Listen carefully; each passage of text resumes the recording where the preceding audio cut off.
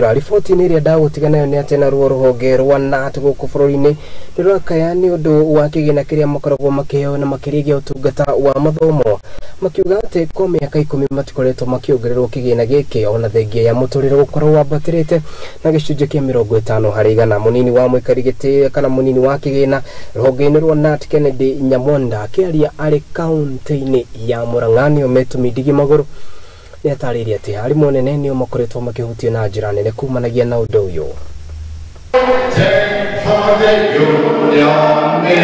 Ruhonge rwa Knut ni rurakandwa kigina kiria Maheagwo kia Uheani wa Mootungata ma Githomo Gitiongereretwo gwa kahinda ka miaka 10. Munini wa kigina wa ruhonge rwa Knut Kennedy Nyamonda akiaria kaunti-ini ya Murang'a ni akomithitie giko gia kwaga kuheo kigina kiria kiagirire kuma cukuru wa muthingi nginya secondary maundu mwe namba ya wiyandikithia ya NEMIS itirahota kugania ciana cia cukuru na njira ihenya igicungereria arimu anene gukorwo na kahinda karitu tondu nirahuthira kahinda karaya kwandikithia ciana ciothe.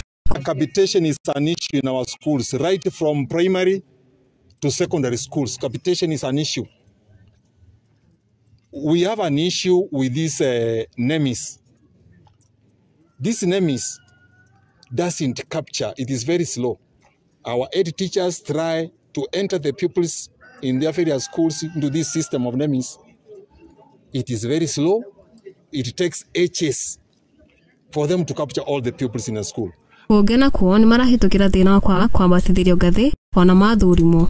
Career progression guidelines are making our teachers stagnate in some grades for too long. And these interviews which they are subjected to, they are not enough.